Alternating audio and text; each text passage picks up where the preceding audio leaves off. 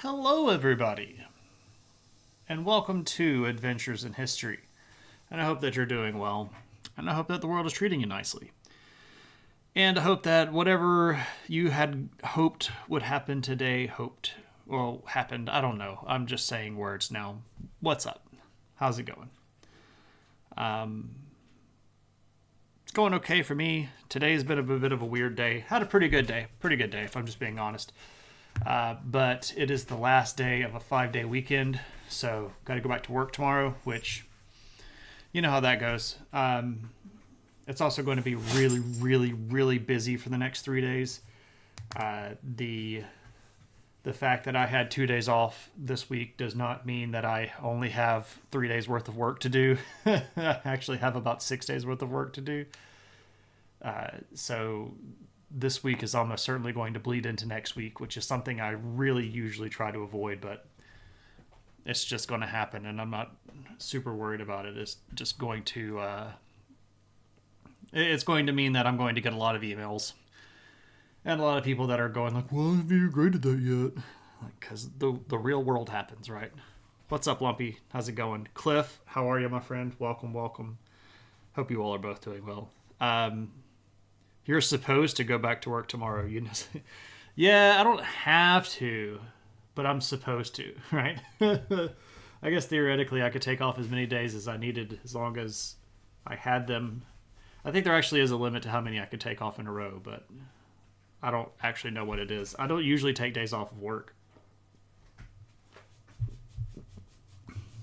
It's usually pretty rare.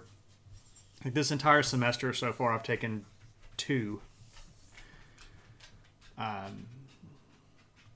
Since August, and that's actually quite a bit. I don't like. I'm not gonna. I don't have any reason that I know of to take any off next semester. So I might end up taking just like 2 days off the whole year. So yeah, that's just the way that it goes. I don't like really feeling behind. I like staying on top of stuff, but I'm trying to give myself a bit of a break and recognize that I'm probably the only one holding myself to these ridiculously high standards. So you know how that goes, right? But yeah, so kind of goofing off today. Had a pretty good weekend. Did some bird watching. Got to hang out with my wife. Watch some TV stuff. Finished Ahsoka, which was better than a lot of the stuff in the Star Wars universe, but still, you know, Star Wars TV. Watched a movie or two. Had a pretty good time. Hung out with my parents yesterday. So, you know, that good stuff that you do around the time of your birthday. So, yeah. And tonight we're doing viewer request night, which is, of course, chosen by viewers like you. Now, this was something that we picked last week on Thursday. I forgot last time we did viewer request to choose what we should do next, and that ended up giving us a situation where we kind of ran out of topics and didn't have one ready. So Thursday, when I was hanging out before my birthday, we decided to just go ahead and pick the topic for tonight, which was the Silk Road, which works okay. And I realized that I put the Silk Road here instead of the silly title.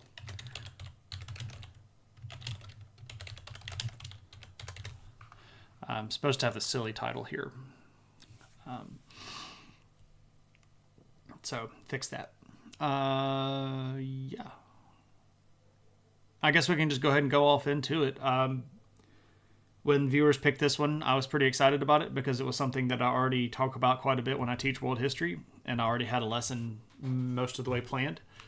My lessons that I teach in class are usually a little bit shorter than the ones that I do here on stream, so I got to go in and add some of the cool details in and find some pictures that I think are going to be interesting. But yeah, the Silk Road is a pretty interesting concept, and when it was suggested, some people were even like, I don't know, is that doable? Can you fit all that in a stream, or does that have enough material for a stream? I'm like, oh yeah, we talk about this stuff a lot. And really what we're mostly talking about here when we're talking about the Silk Road is the first attempt at a globalized economy. That's really what we're trying to do, right? We're trying to take all of our really big powers of the world and link them economically speaking. And it took quite a while for this to happen. It took hundreds and hundreds of years for it to develop, but once it did, it became an essential part of a lot of empires' lives. And a lot of the smaller states that we've talked about in Adventures in History have actually come about because of the fact that the Silk Road existed and there was all this money moving around. And control of a lot of these cities, of course, is going to bring a lot of that money into kingly or imperial coffers. So there's a lot of interesting stuff about the Silk Road. Of course, there have been lots of books published about it. So there's a lot of information out there about this.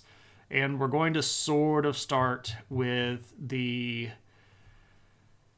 origins of it way back in the BC time period, and we'll come all the way up until it sort of hits its height in not the height of it, but like where it really, really fully gets up and running around 1000s.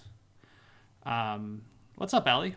Time to switch from your VOD to me. Are you still trying to catch up with Israel, Allie? Hey, what's up, Bernie? How's it going, man? Pretty sure I know you from Prof. Laura's channel, if I'm correct. 15 more minutes in the third ones. Nice. Has it illuminated any of the situation that's going on in the world today? We will first discuss the origin of the road. Yes, we will, Tad. We will. Also, Tad, good to see you. So welcome in, Bernie. We have a good time, goof off here. We talk history. We'll tangent about 55 times tonight and end up talking about TV or nerd stuff or Gundam stuff or who knows what we're going to end up talking about. Video games. I've started playing Persona 5 and I'm very much not pleased with it, but that's a whole other world. So where do we start, right?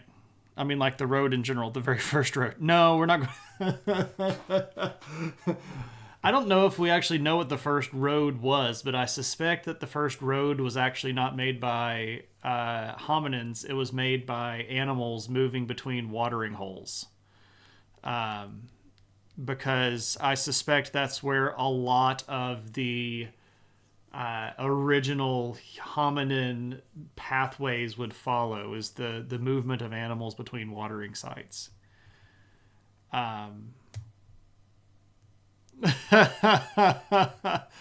Allie, that's probably more accurate than it needs to be, but fairly astute observationally.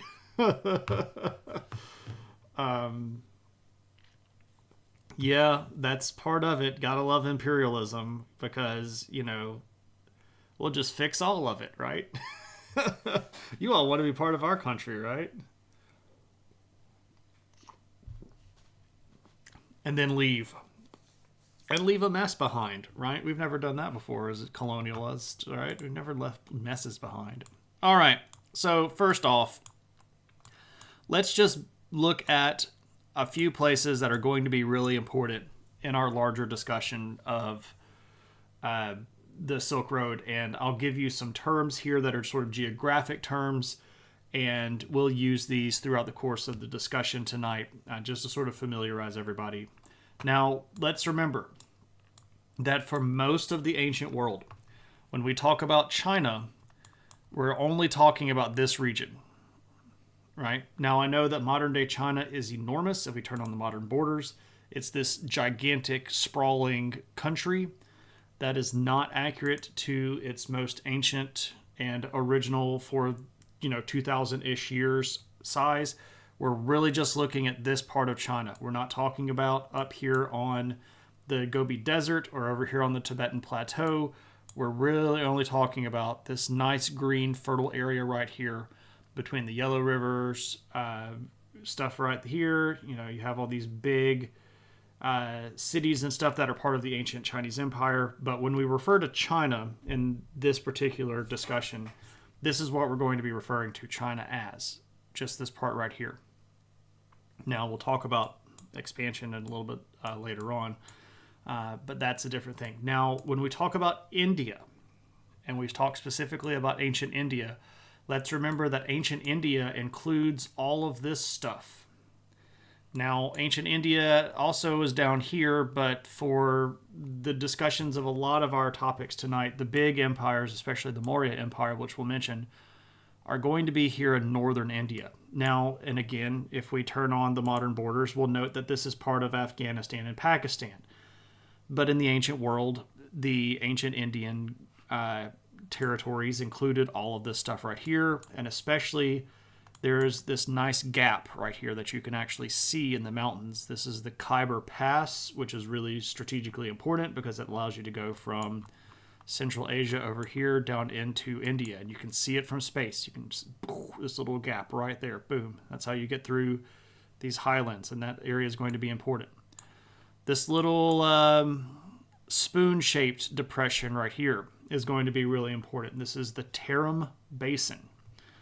Kyber crystals, exactly. That's where it's spelled with an H.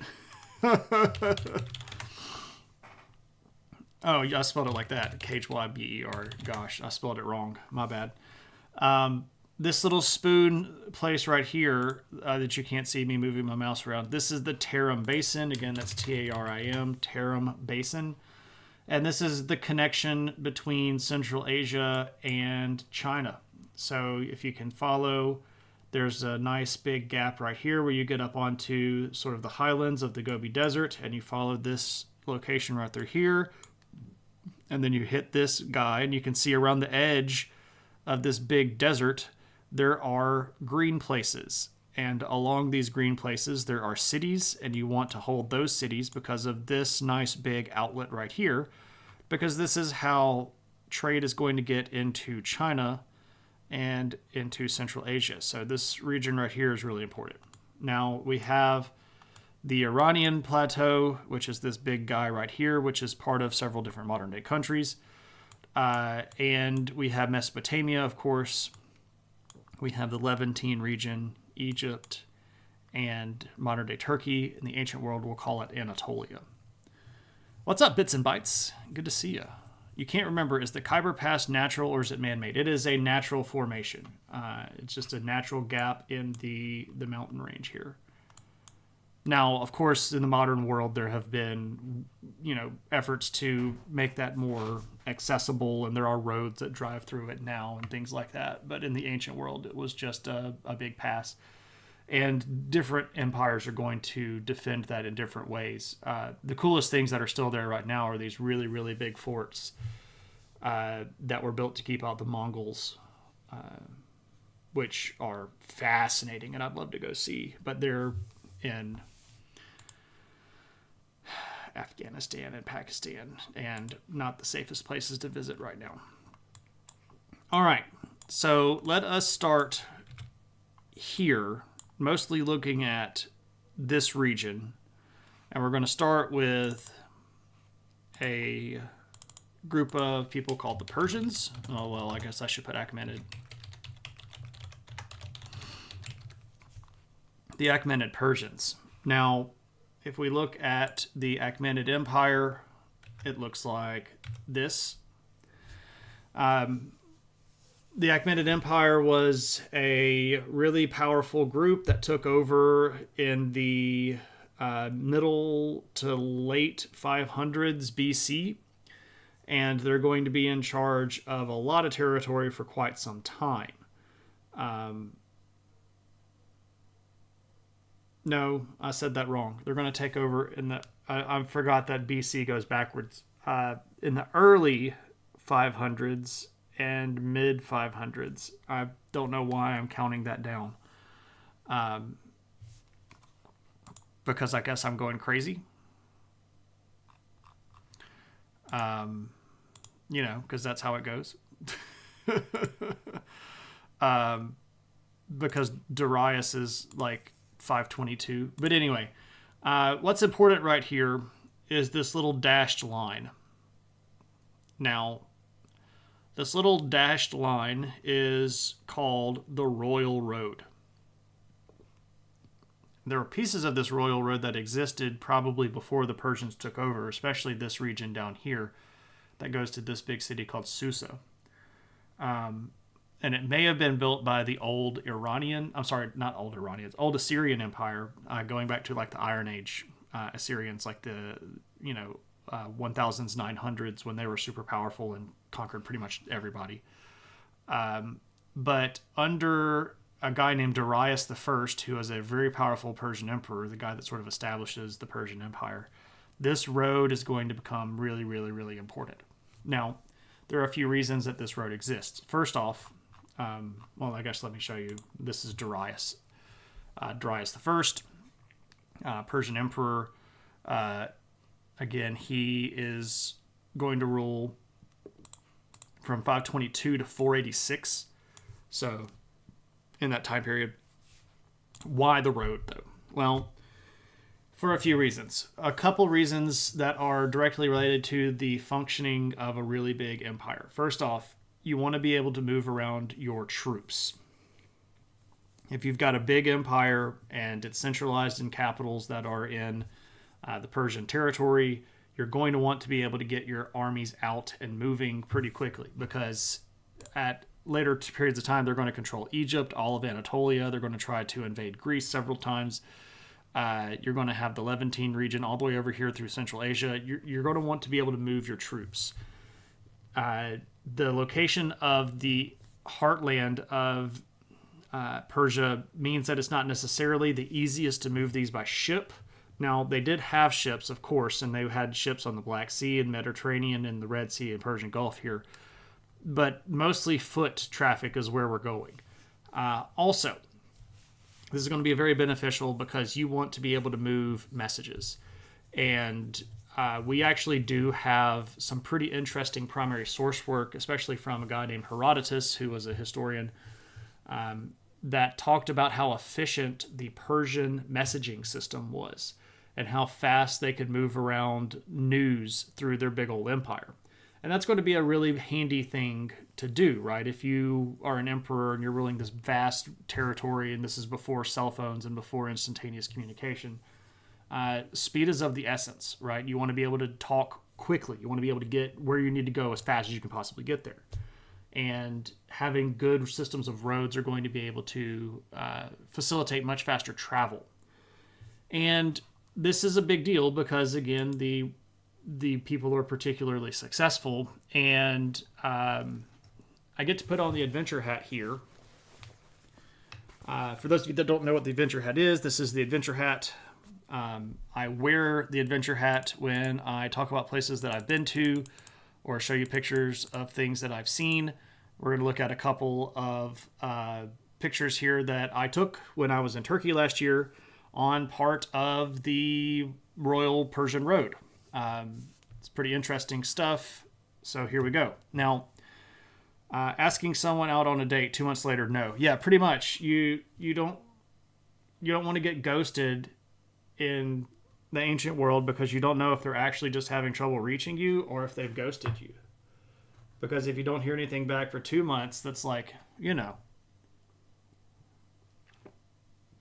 maybe kind of believable, but after 3 months, do you just count them off as dead? Or like maybe the messenger died on the way, or maybe somebody hijacked your horse? I don't know, man. I don't know. It might take you like a couple of years to figure out that you've been ghosted. That's pretty rough. Especially if you had a good date and you wanted to go out again. You spoiled kids not being able to handle seconds of communication delay. We used to wait months, indeed. Anyway, this area right here is in the western part of Turkey, pretty close to where the the Persian road would have originally let out near a big city of Sardis. And the roadbed runs through this really rocky terrain, and at a few places you can still see these things. So this is actually ruts that have been worn into the bedrock, where carts have been pulled down this road over the course of centuries and centuries and centuries. And there are just lots of these really great pieces where you can see where the roadbed has literally just been worn away by centuries of travel.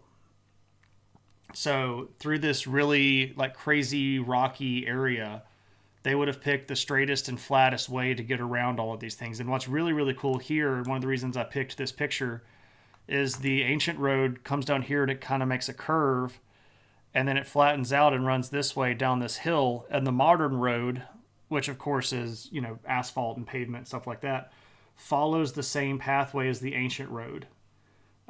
Because people even today recognize, like, oh no, they picked the right way to get through here. This is the fastest way to move across this piece of territory given the elevation. What's up, Cave? I feel like it was a lot easier to scam people back in the day, but then I remember all those people who fall for gift card scams and figure out, yeah, love cuppers. It's about the same, right? It's about the same.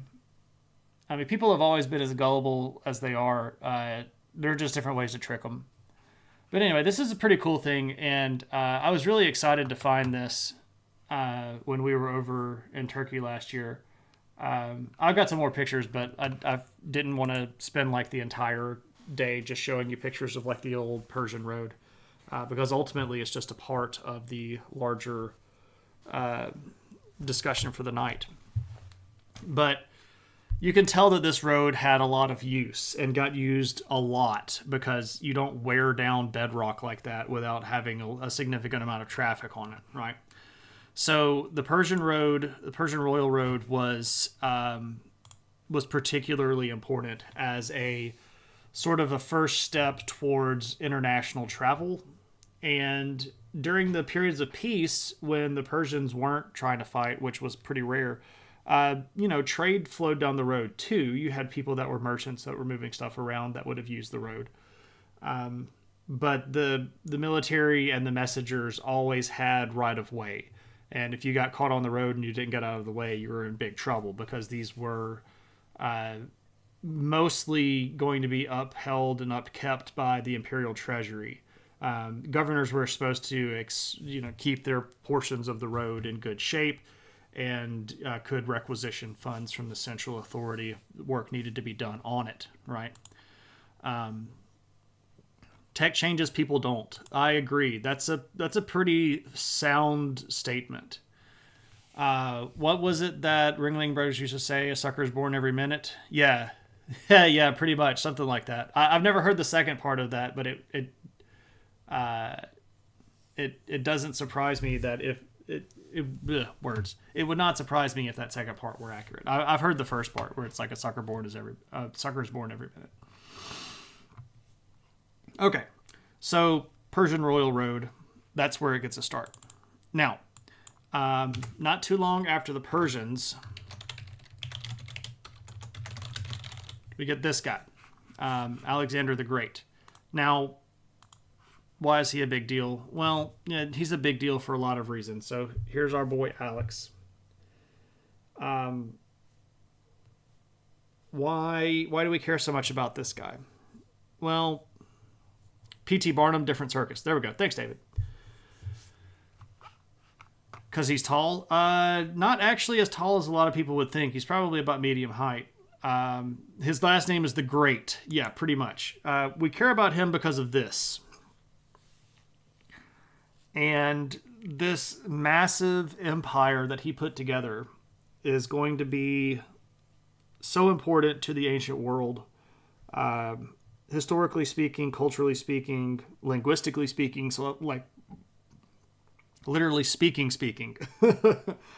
And what's interesting here is that when Alexander was actually expanding, so he started over here in Macedonia, of course, and then conquers most of Greece, comes over here through the Anatolian region to liberate some Greek city-states.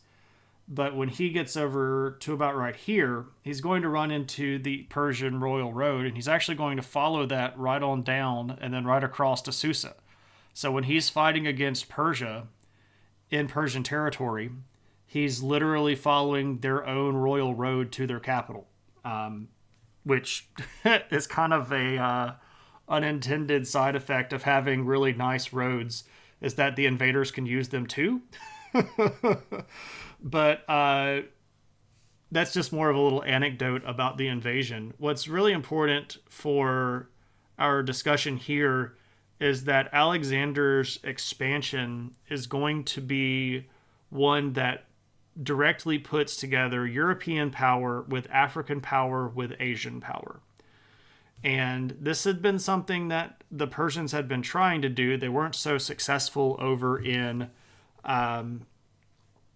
the European part of the world. Yeah, that's what happens in Civ, right? You build all the nice infrastructure, and then when the people are invading you, they just use your infrastructure. But what he's doing is he's putting together a 3-continent-wide economy. And because of the influence of Hellenistic culture, this is also going to spread the Greek language into all of these areas of the world. And Greek is going to become the language of trade, right? It's the way that everybody's going to communicate with each other, because we're all sort of following into the idea here that we're part of this larger concept that is the Hellenic world. Your favorite dubious fact about Alexander the Great is when he met Diogenes and said, "If I could be anyone in the world, I'd like to be Diogenes." To which he would respond, "I would also want to be Diogenes." And Diogenes told Alexander to get out of his son. Yeah, that's recorded in an historical source, but it's significantly later, so we don't know. Yeah, the dubious is the right thing there. It definitely sounds like something that Diogenes would say, because he was kind of a troll anyway, but, that's what you get for being a cynic in the first place. So, but, I mean, Diogenes, pretty interesting dude, lived in a barrel, didn't take showers, pooped wherever he wanted to, kind of did his own thing, right? But that's where the cynics get their name from, right? The old Greek word for dog. A true libertarian. Luxury, yeah.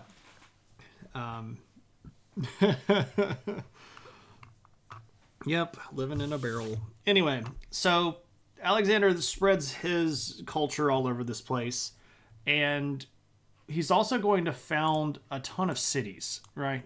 I think we all know how frequent Alexander founded cities named after himself. There were like 30-something Alexandrias.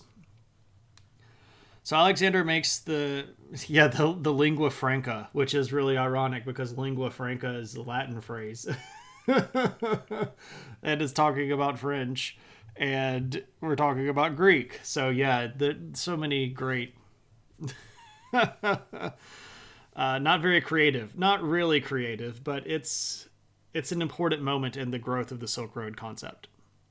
We lived for 3 months in a brown paper bag in a septic tank. We have to get up at 6 o'clock in the morning and clean the bag, eat a crust of stale bread, and go down to work for the mill for 14 hours a day. Yeah, Dad would thrash us to sleep. Well, I'm sure that would make you a little bit cynical too. I'm sure it would make anybody a little bit cynical, right? A brown bag? Yeah, you guys. Well, I mean, technically white bags would be more expensive because you have to bleach the pulp. Brown bags are actually cheaper. So brown bags would probably be the cheaper version of that.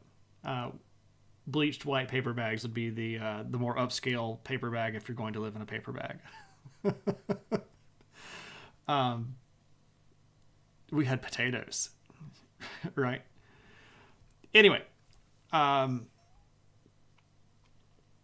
of these cities that Alexander founds are going to be important for a few reasons. First off, they're typically going to be populated by people that are going to have some connections with the Greek world directly, and they're going to definitely be ruled by people that are going to have direct ties to the Greek world. So if we're looking at what's happening here, we are establishing this connected network of cities that expands through 3 different continents that is going to have a similar culture and a similar viewpoint, a similar style of operating. And this is really going to start facilitating international trade. Now, we've had really big systems of international trade before in the world, right? We had the Bronze Age system. We had the Middle Iron Age system. Some of these cities still stand. Oh yeah, sure, Lumpy. There are quite a few of them still around. Very few of them actually still have the name Alexandria. They've been renamed various other things. And a lot of the cities, especially here in like the Persian world, or maybe here in Central Asia, especially where there are high percentages of Islamic people in Central Asia. Some of the cities that are modern might be like right across a river from one of these cities, or maybe a little bit away, but on the same body of water from some of these cities. It was a pretty common thing for Muslim military people and Muslim rulers to do to make a city that was slightly separate but in roughly the same region as the big cities. This is why Baghdad today exists. The ancient city that was really, really big, that was the capital of several different ancient worlds, empires, was Ctesiphon. This is a Persian city. And the Muslim people did not want to live necessarily in Ctesiphon, so they made Baghdad, which is just down the river. They didn't want to live in Ctesiphon, so they made Baghdad. I said that backwards. So a lot of the cities that would have been founded by like Alexander might have modern cities that are very, very close to where Alexander's cities would have been, because they spelled it differently. Ctesiphon is a funky word, and it's spelled like that.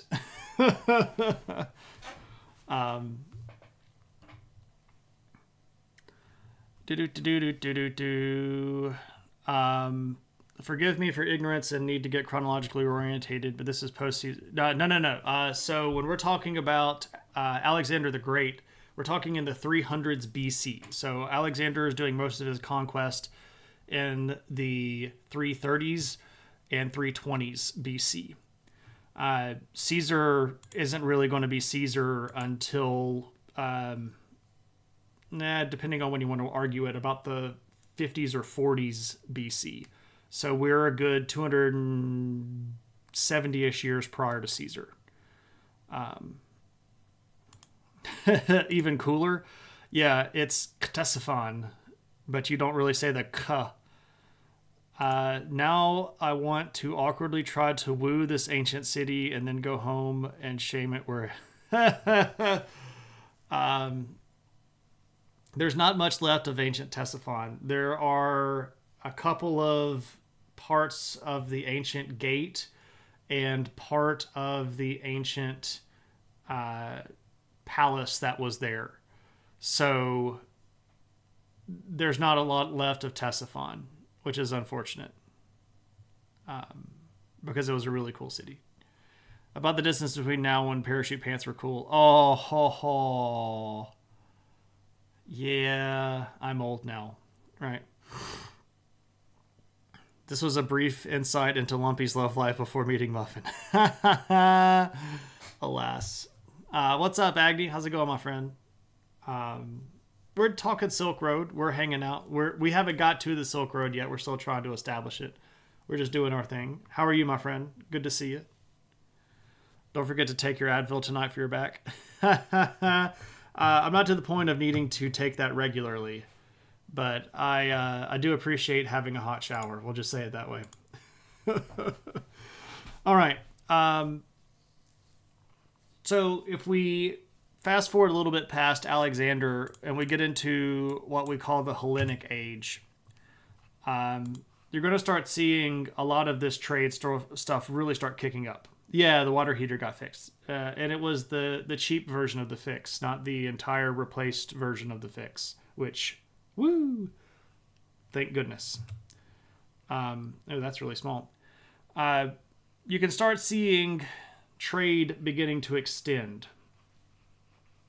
So all these nice big red lines, we're starting to see these trade routes that are stretching ever further this direction. And we're starting to see the Red Sea get involved, and we're starting to see this part of India get involved.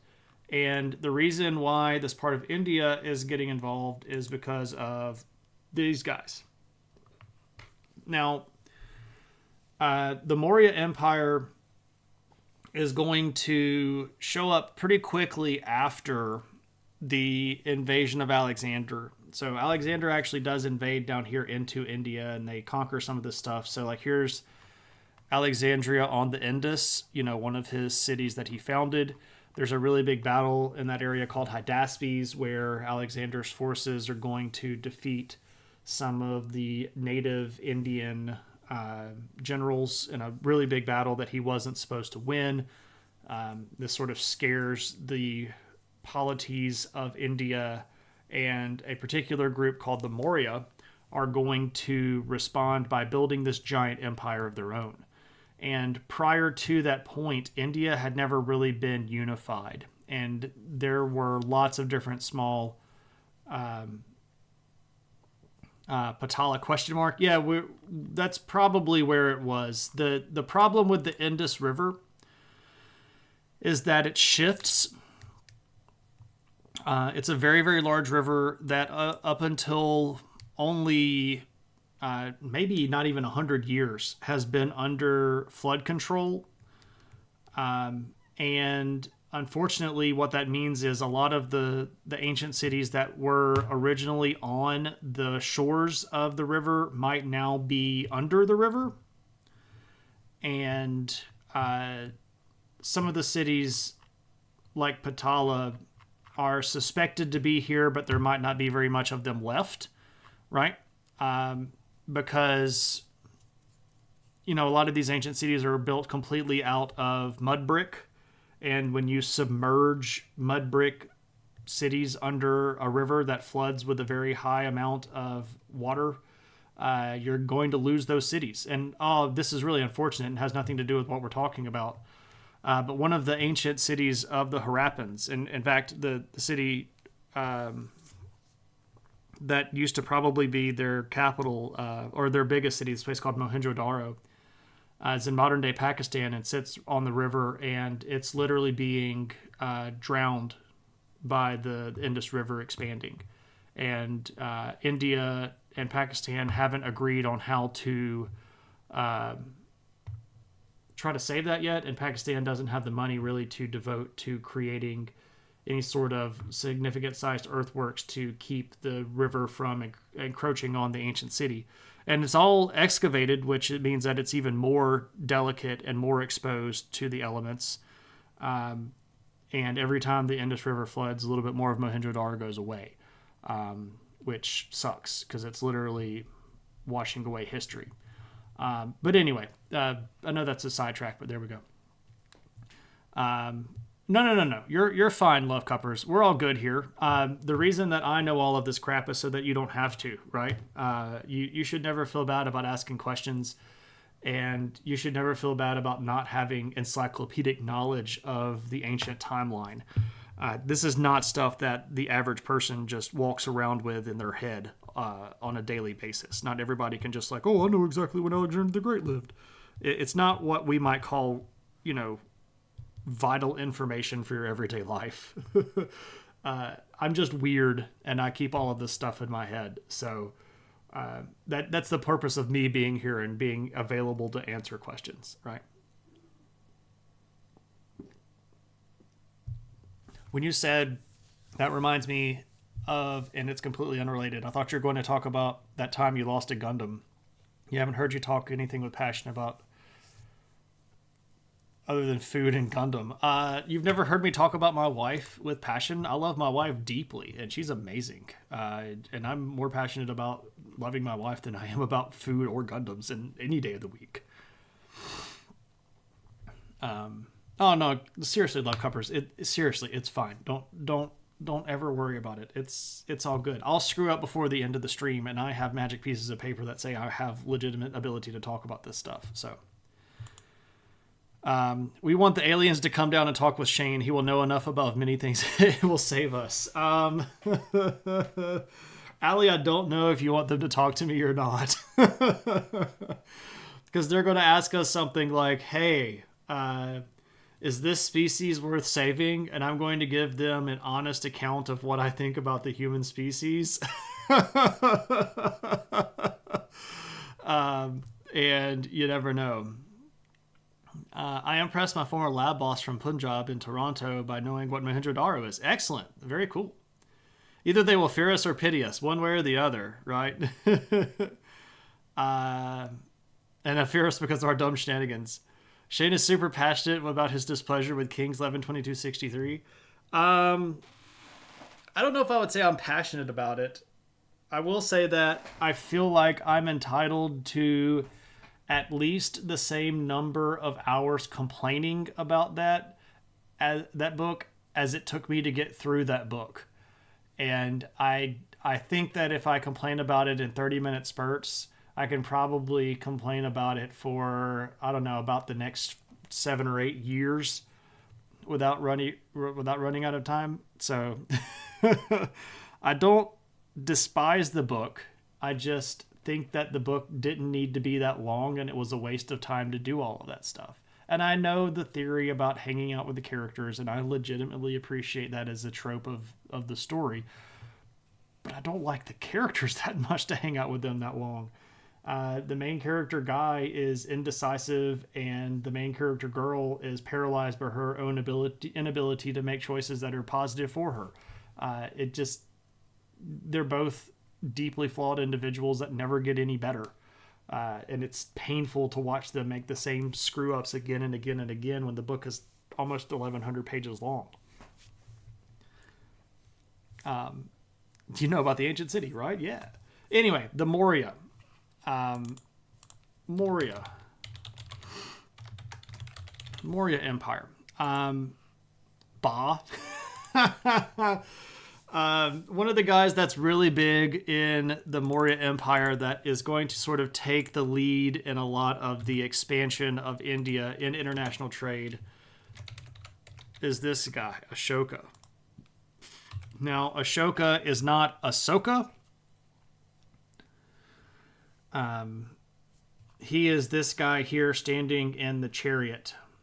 This is about the only picture of him that I could find where he wasn't surrounded by naked women. And I know that it's probably okay to show, art and get away with it, but I don't usually like to push TOS when it comes to Twitch. But anyway, this guy standing right here in the big chariot pulled by 2 horses is Ashoka. This is not Ahsoka, has nothing to do with Star Wars. But anyway, he was one of the most powerful rulers of the Maurya. And he's going to live, he's going to rule from 268 to 232. And he's going to be responsible for the height of the Maurya Empire. And one of the things that becomes very big under him is holding these trade routes. And specifically, he's going to want to hold certain port cities that are along the coast of India over here. And he's going to want to hold that big Khyber Pass, because that's going to be the outlet that gets trade into and out of India. And this is going to sort of lump the subcontinent of India into the existing Hellenic world of big, massive trade.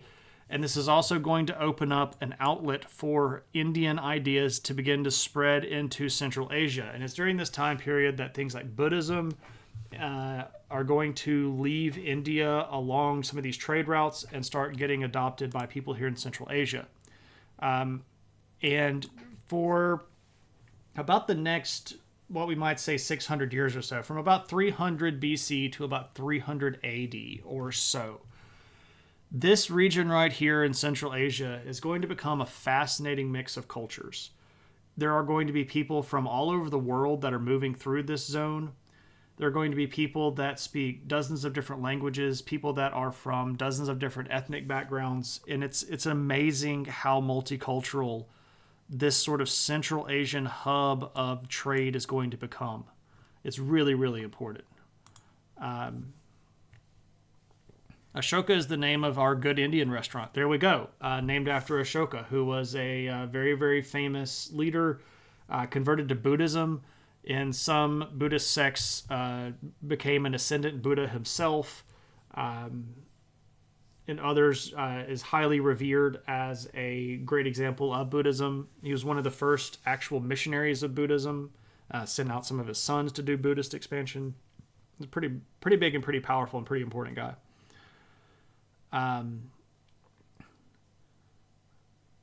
There's supposed to be a good Lord of the Rings Dwarves mining game coming. Interesting.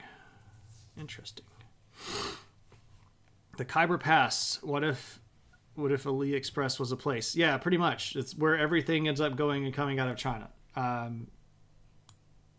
never ordered anything from AliExpress before. I've heard things about it, though. Now, it wouldn't be the Silk Road if we didn't really have silk moving along it. And India did have some silk production, but the big one, of course, is China. So how does China get involved in this? And this is really going to be under the Han Dynasty, and specifically under a guy named Emperor Wu. Emperor Wu of the Han Dynasty. Who is this guy? Now, this is a much later picture of him. There aren't many contemporary pictures from this time period of emperors, and I could not find any contemporary pictures of Emperor Wu, but it would be pretty close to something like this.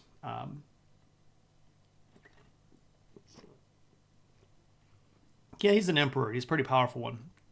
Now, why is he a big deal? Well, he's a big deal because he expands the Han Dynasty territory quite a bit. And specifically, he is going to be responsible for bringing all of this territory into China. Now, again, when we refer to China, it's mostly just this area, right? But following that gap through the mountains between the Gobi Desert and the Tibetan Plateau, and then conquering the Tarim Basin, this is going to give him an outlet into Central Asia. And what that means is the Chinese reach at that point is going to extend to connect to some of these cities over here. One of the cities not too far away from that, this is this is Tajikistan, modern day country of Tajikistan. Oops, sorry. One of the cities that was in this region right here, you can see the gap coming out of the Tarim Basin. One of the cities over here was Alexandria Escate, which in Greek is the furthest Alexandria, which was still a trade city that had been established under Alexander the Great. But you pop out of the Tarim Basin and boom, you're right here in Central Asia and Tajikistan, and you're hooked into a network that now exists that is bringing goods all the way over through central Iran, through the Levantine region, through Anatolia, and into, northern Africa and Europe. So at this point, we've got, and by the way, Emperor Wu is reigning from 141 to 87. So this is around the same time that the Roman Empire over here is at its height, and they would control basically everything from Spain over here to sort of like Anatolia, most of northern Africa. And the trade routes are literally moving things from England to Europe, over here to Africa, all the way through to India, all the way over around here to China, all the way over here to places like Korea and Japan. So when this links up under Emperor Wu, we have, at this point, a trade network that could theoretically link people in Japan with people in Morocco, or people in Ireland with people in Southeast Asia, all the way away from Borneo, because there were trade networks that you could follow that would encompass pretty much everything that we're looking at on this map right now. And I don't think it gets enough credit for us to understand exactly what this was. We would talk about the Silk Road a lot, and we're like, it connected China to Europe. It wasn't just that, though. This was a branching, huge trade network that touched huge portions of the global economy. Goods that moved along the Silk Road very frequently ranged from like 50 to 75% of the exchange of luxury items in the ancient world. This is the Amazon.com of the ancient world. This is where everything is being moved around in countries. You've played a lot of Dynasty Warriors and can confirm this is an accurate picture. Yeah, there we go. Right. Han Dynasty collapses not too long after that. Well, if you're playing Dynasty Warriors, you're playing at the end of the Han Dynasty, which is about 250-ish years after Emperor Wu would have died. Right. We're talking about a decent-sized city, or more like a NES-era RPG with 3 houses. No, this would have been a city that had, a population of several thousand people with walls and probably a castle and, military forces that were stationed there, right? Roman China, it's more or less the internet, pretty much. Was that an impression of your students giving an oral report on the Silk Road? Maybe. What's up, Prof. Laura? Good to see you, my friend. Welcome, welcome.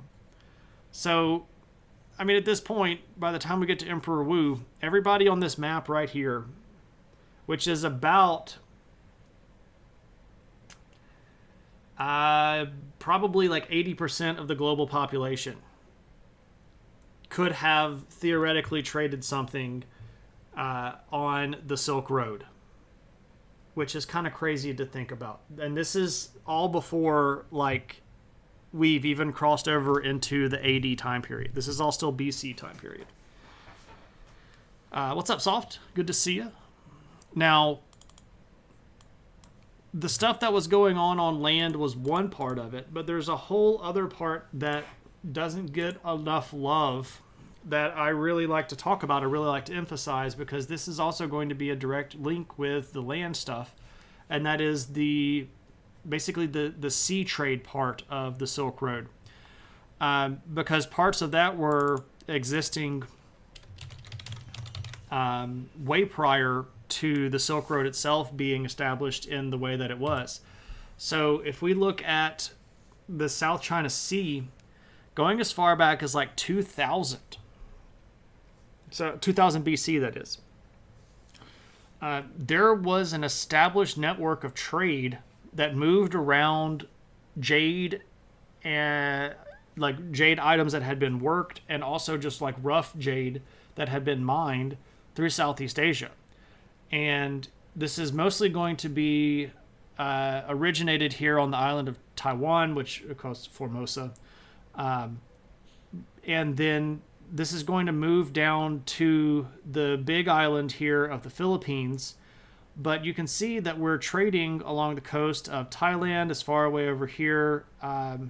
This is all still Thailand, but this would have been Vietnam.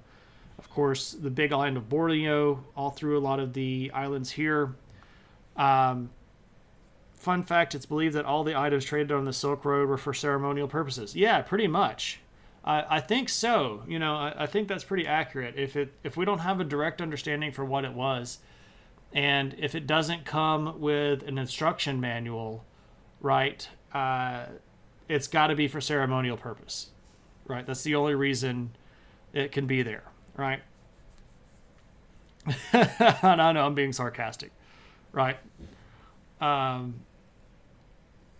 What up, Girl Forest? You've never heard of that trade route? Yeah, see, this is the stuff that people don't talk about. So this was going on over here in Southeast Asia on these islands as far back as about 2000 BC. We start seeing trade happen between the island of Taiwan and the big northern island of Luzon here in the Philippines. So that's far back as 2000 BC. That's before the Persian Royal Road was even built, because that wasn't really established until around the 500 mark of the BC period. By the time we get to the point where Emperor Wu had connected the Tarim Basin into China and established the big land Silk Road, this has been going on for almost 2,000 years. Trade between these islands, and by the time we get to a little bit, did I really not get? Oh crap! I thought I had another map. I guess we can just point at it. I thought I had pulled up another Southeast Asian map. So by the time we get to that point where China had really established the land part, they're going to realize that all of this economic activity is already moving down here in the Indonesian world.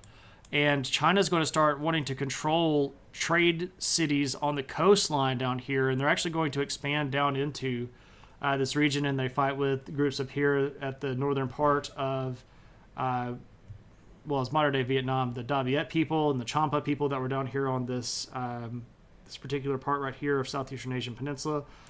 But they're also going to start sending ships that tie into this larger trade network, because if we look at what's going on in the 100s, 200s, 300s AD, India at that time had figured out that trade over land this way was going to make them a ton of money, but trade over water in this direction was going to bring them just crap tons of money. And India is going to have a really big cultural influence over most of these early civilizations that really start building up cities and empires and getting linked into the trade networks down here in Southeastern Asia. It's one of the reasons why so many big temples down here are Hindu. It's also where Buddhism in this region comes from. A lot of the languages down here are going to be really heavily influenced by Sanskrit. A lot of their written languages are going to look like the Sanskrit language. And of course, a lot of their words are going to be pulled from Indian dialect and Indian languages. You've heard nonsense from historians to know that ceremonial purposes is shorthands for things that aren't kin-friendly, like plants. Yeah, well, ceremonial purposes is a bit of a joke that we use around here for anything that we can't easily explain, or anything that has a very mundane explanation, right? Like we find this stick and it's been carved like a snake, right? And somebody goes like, oh, this must have been an important ceremonial staff worshiping the snake god. And it could have just been Jimmy liked snakes and wanted to carve a snake and he was bored, so he carved a snake, right? It could literally just be bored Jimmy syndrome, and we're attributing all of this to ceremonial purposes. Unless Jimmy was a bored god, it wasn't ceremonial, it was just boredom, right? Yeah, so exactly. And Love Covers, that's a good point here. This trade was kicking up and running, but India sort of pushing its culture out is going to tie in the sort of southern maritime part to this.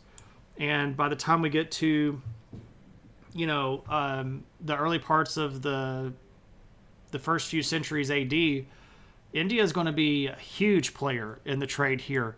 And they're going to actually be supplying a lot of stuff into Central Asia and the rest of the Silk Road that comes from this area before China does. Right now, China starts building a navy under the Han Dynasty, and they start kind of getting involved. But it really isn't until the Tang Dynasty, which is in the 600s and 700s, that China really starts figuring out that they need to dominate this trade route stuff down here. So for several hundred years, India is actually going to be the outlet for a lot of Southeastern Asian goods into the Silk Road, as opposed to China. So someone's going to find all the gunpla and think that we worship them, right? These are household deities, and they have weapons, and they protect us from the evil spirits, right? And they all have different names because they have different ways that they're supposed to protect us from different types of evil spirits. So like some of them protect us from the evil spirits that are going to bring us financial pain, and some of the Gundams are going to protect us from evil spirits that bring us like emotional pain, stuff like that, right? They had to have helped make Borobudur. No, they didn't help, but they definitely influenced. So Borobudur is this gigantic shrine that's on the island of Java. By that point, there was an entire empire and civilization in Java that had been there for a couple hundred years, that, while being influenced by India, was independent from India and didn't need their help building stuff like that. But that's a great reference, Grow Forest, to bring that back in. But the architectural style is absolutely going to be influenced by India. And, of course, the fact that, it's an Indian religion that they're building this big temple to, that is a direct link there. So helped in exporting culture including things like architecture and religion, but not helped as in there weren't people showing up to literally help them build it. With people without prior knowledge of Gundam really jumped to the conclusion that they held weapons and not just had boxes on them. Well, I mean, I think that they would find guns in our culture and they would know what guns did because there would be enough of them around that there would be some that would still function. And they would look at a Gundam and go, like, oh, look, that guy's got a gun. That's pretty obviously a gun. And depending on what part of America they were excavating, they might go, oh, these people worshipped guns. And look, they even gave them to their gods. They had them in particularly shrine-like parts of their house. They had entire display parts of their home where they displayed their guns so that they could more easily worship them. You know, it's got a trigger on it, Moose. It's got a trigger. But anyway. So, there we go. Now, we're not done. We haven't added everybody in yet. We've got to add Africa in. Got a lurk. All right, thanks. Take it easy. That's how you make the boat go. Yeah. All right, so by the time we get to like 900, and specifically this is a little bit, well, I would have titled this 800 to 1000. We're going to get East Africa in the game. So by the time we look at about the 800s, and especially by the time we get to the 900s, we're going to start seeing big cities along the Eastern African coast that are going to start looping into a lot of these trade routes. Now, this is partially going to be because of the growth in trade around the edge of the Indian Ocean, but this is also going to be because of the expansion of culture and organized city-based civilization that comes down into southern Africa along this coastal route. The level of civilization down here is going to grow, and these people, especially along the coast, are going to begin to establish these big city-states. We talked about them a couple of streams ago, especially big places, Mogadishu, Manda, Kilwa, Sofala. Zanzibar coast is a big part of this. Island over here in Madagascar. Hello, Kaylee. We're being visited by a puppy. What's up, JMR? Do you want to come and see me? You want to come up here? Come on. Come on. Oh, hello, puppy. What are you doing? What are you doing? Am I talking to the magic light box and you don't like it? You're coming to check on my sanity? You just want to come and give me some sugars? Oh, hello. Thank you so much. What are you doing? What are you doing, puppy? I see you. Hello. What? What? What do you want? What do you want? I can't read furtive puppy waggles. What do you want? Well, tell me. They're going to woof at me? You're going to give me the woo? Oh! What? What is it? What? What?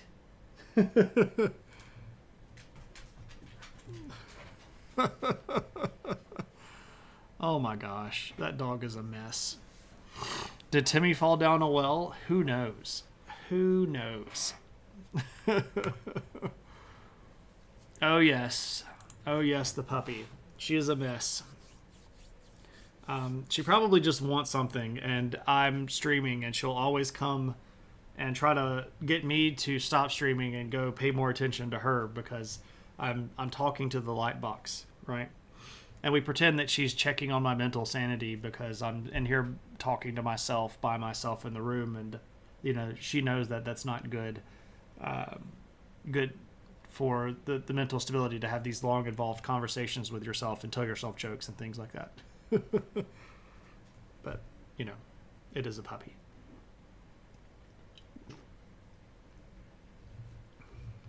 So I bought, last week we went to the grocery store and I bought myself some Abita root beer. This is my favorite root beer ever.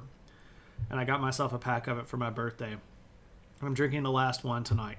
I don't get it all the time because it's basically pure sugar. And also I don't want to spoil it. Like if you drink something that's really good enough, you start neglecting how good it is. And you stop appreciating it as much. So there we go. Now, when we add Africa to the mix, at this point, we've got basically everybody around the edge of the Indian Ocean looped into the trade routes. Also, around this time, there are going to be trade routes that get pushed across the Saharan Desert down here into Western Africa, into places like Ghana and Mali that we talked about a couple of streams ago as well. So by the time we get to about 1000 AD, it's hard to even, you can't even get it all on the map at one time. But everybody that you can see right here is in a trade network that touches each other. And it's just crazy. It's just absolutely crazy how interconnected the Silk Road was. I've got a map that attempts to try to show you all the individual little trade routes of it, but it gets rather confusing. Right?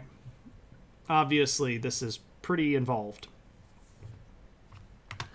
But what we see here are, places as far away down here as Dar es Salaam, all the way over here to Paris and Porto, all over Central, Middle East and Central Asia, all over here in the Arabian Sea, the Bay of Bengal, all through Indonesian islands, Borneo, Jakarta, Java, of course, being involved. Several different ports here. This place right here is Pegu, who's part of a big group of city-states, which is modern-day Myanmar. Big city down here that would have been part of the Khmer group. Cities over here that would have been part of the Vietnamese territory, all over China, all the way over here to Nara, the capital city of Japan. Well, Nara wouldn't have been the capital city at that point. But anyway, you get what I'm saying. This is a lot. This is a lot of stuff. And there are just tons and tons and tons of people that are hooked into this structure. And I think that we take it for granted at how involved all this stuff was. Now, just to be clear, somebody over here in Porto would not be making this entire trip all the way over here to China, most likely. This was probably going to be handled by people doing trips in shifts. And if you look at especially the oldest part of the road, this stuff that goes from Anatolia through Central Asia, look specifically here at about how far away the cities are from each other. Boom, boom, boom, boom, boom, boom. You can see that they're spaced out just about the same amount of times. Just about the same difference. Just about the same length of space between a lot of these cities.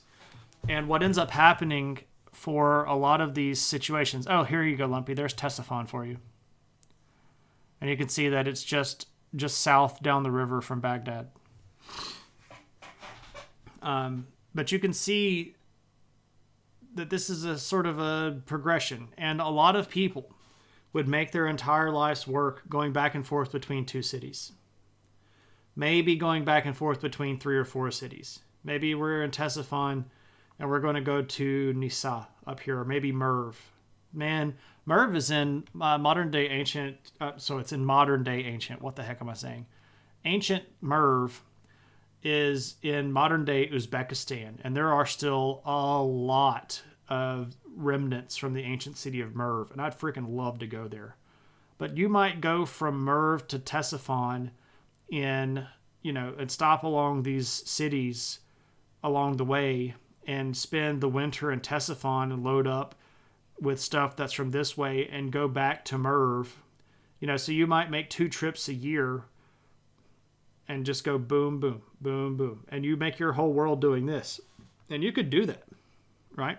You could totally do that. How far is just south? Like the modern day ruins of Ctesiphon are basically in a suburb of Baghdad. We can go look at them.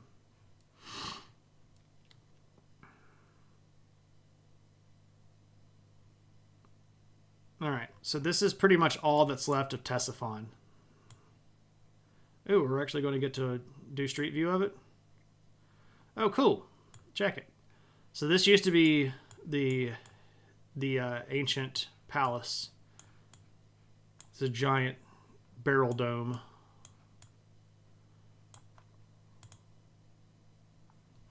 And some of the walls. All right, so there's Ctesiphon.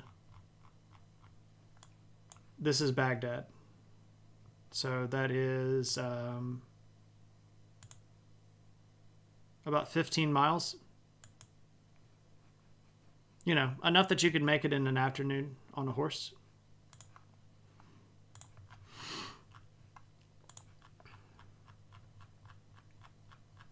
And again, Baghdad was made by Muslim military leaders that didn't want their soldiers living in Ctesiphon because it was a wretched hive of scum and villainy, right? It was a place that was full of temptation and alcohol and sin and women, and the people there weren't Muslims, so you wanted to keep your community safe by keeping them separate, right? So did they just had a Silk Road menu? I would like the socks, the sandu, since they were on sale, or did they just see what was available in the market each day? Well, you'd have seasonal things when you knew that people were going to be coming in from certain areas. You would know that there are certain time periods where you could get access to certain things. You could probably find silk just about any time that you wanted it. It might not be in the way that you wanted it. It might not be in the quantity that you want it. But some things were seasonal, right? Like spices and things like that. Especially if they were plant-based spices, were hard to get year-round. You might have more access to those when certain people are showing up from certain parts of the routes into your city. You would know about how long it was between time periods when your merchants were going to be. And you could order things. You know, if you had a good relationship with a merchant, you could give them usually a little bit of money up front for them to go and secure you whatever you wanted. But sometimes, yeah, you just go to the market and see what they had. And if you dug what they had, you bought it, right? The original convention, yeah, it kind of was, right? Bring your wares, exactly. Me and my homies are throwing a rager in Ctesiphon Thursday evening. 20 shekels to get in after 10 p.m. Free stables. Yeah, right. Free watering and forage for your horses. Bring your own LSD.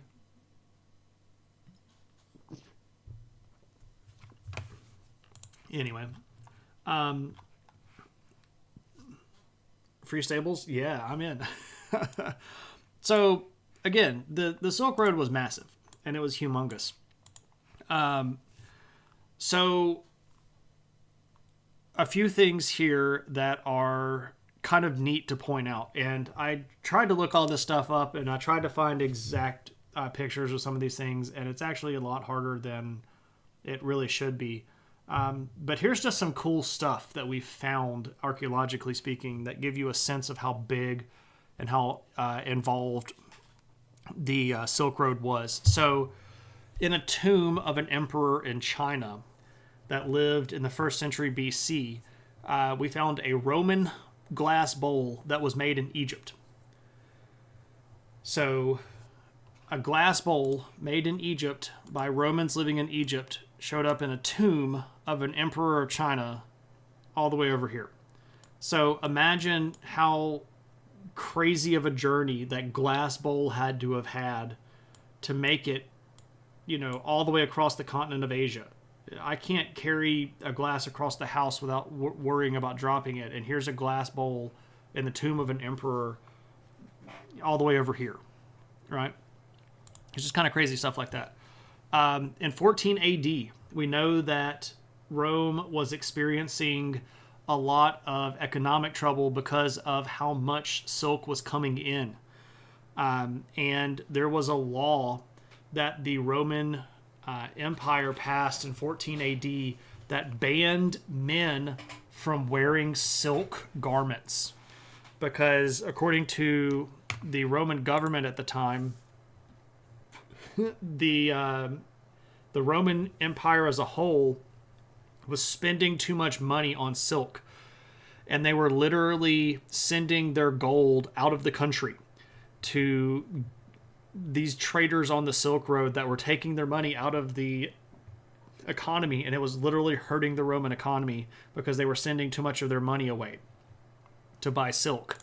And we have textual evidence where people like Pliny the Elder, who was a prolific writer in that period of time, the early Roman Empire, he records just how expensive it was. And he's like, it's great stuff, and I love the way that it feels, and it's so light and it breathes, but holy crap, is it expensive.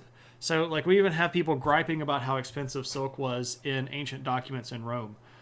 So this is a large quantity of stuff that's being moved. Just a few years ago, there was some excavation going on over here in Japan, and they were digging down into some like underground storage rooms of one of the castles down here in the southern part of Japan, the southern part of the big island of Honshu.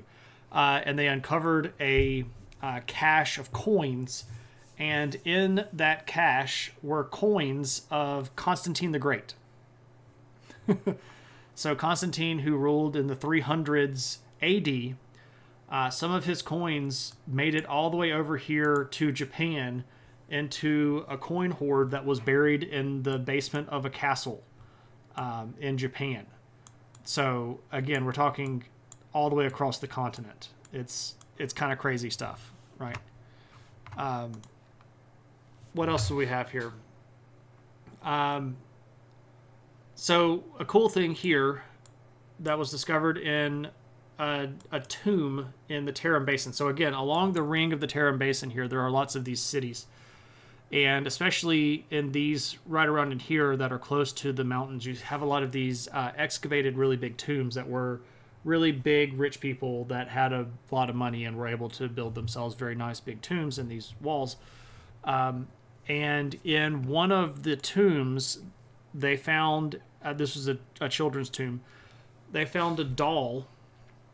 This is a paper doll that was made out of paper from China, but it was dressed up like a noble Persian woman. So we've got somebody here that knows enough about what Persian nobility dressed like to be able to copy that style, and has access to paper from China to make a doll out of it and paint it and include it in the grave goods of a tomb here in the Tarim Basin. So, I mean, it's just little stuff like that that really kind of drives home this idea of just how much stuff was moving around on the Silk Road. And we call it the Silk Road, but that by itself implies that it's only, silk that's moving around on here, but it really isn't. It's a lot more. It's religion, right? This is how Buddhism gets into China. China didn't get Buddhism through this little link right here. No, China got Buddhism because Buddhism exported itself into Central Asia, and then it reintroduced itself, or I guess it sort of introduced itself through this Silk Road trade coming in from the north, right? So this is how Buddhism got into China.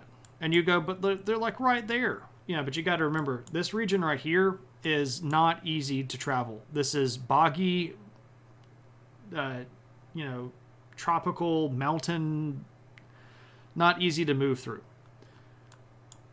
So Buddhism is moving around. Christianity is moving around. Christianity moved over into Persia when it was being persecuted by Rome. Christianity moves into the Central Asian world. We see Christians and sects of Christians all the way over here as far as China. We have Judaism moving around, right? There are sects of Jewish people that get all the way over here into China. There are even some really crazy theories, and they're crazy theories, and we shouldn't completely give them the benefit of the doubt, that Jewish people got over here as far as Japan, and that's where the lost tribes of the Jews are. I don't agree with that, but it's something that people have put together as a conspiracy theory. Zoroastrianism survives this way. Zoroastrianism spread out of the Persian Empire and into Central Asia and into this region right around here. And then when this region was conquered by the Muslim faith, they got rid of a lot of the Zoroastrians, but they hung on in a lot of these places. So the fact that Zoroastrianism is even still around is because of the Silk Road. These languages that get influenced and created during this time period are just crazy. Some of these languages, like Tocharian, which is a language that's spoken right around in here, has linguistic elements from like 5 different big linguistic families, because they've got words from India, they've got words from Indo-European languages, they've got words from Chinese, and they've got words from Africa, and they have their own native languages because they're just all these people moving through, and they kind of come up with these new languages like Sogdian and Tocharian and Khotanese and all these languages that nobody's really ever heard of because they're not necessarily spoken very widely anymore. But it's because of this overlap of cultures. This is also how technology moves. China is going to come up with their recipe for paper pretty early on, and China is going to start exporting just as much paper as it does silk. By the time we get to the early centuries AD, China is making almost as much money off of paper as it is silk, and Chinese paper is the favorite thing to write on just about everywhere. Now, it's of course very expensive, but it's way better than papyrus. A lot of these places in like 500s and 600s were still writing on papyrus that was coming out of Egypt. And then, here comes Chinese paper, and they're just like, well, that's obviously way better. And this destabilizes the papyrus market in Egypt that had been going since, like the almost 3000 BC mark. It's just crazy. This is how architectural ideas move around. This is how gunpowder moves around, right? China makes gunpowder and then moves over the Silk Road, and it gets bottlenecked right over here in the Ottoman Empire, and that's how they take over gigantic hordes of people in Europe, right? Yeah, absolutely. If we look back at the golden age of the Abbasids, one of the reasons why the Abbasid Caliphate was super crazy powerful was because of the fact that they sat right here, and they could control all of the sea routes coming out of the Indian Ocean because they controlled both the Red Sea and the Persian. So they had the sea routes coming out, and they had the land routes coming out. So they were basically the one-stop shop for all Europeans and Northern Africans to get items from Europe.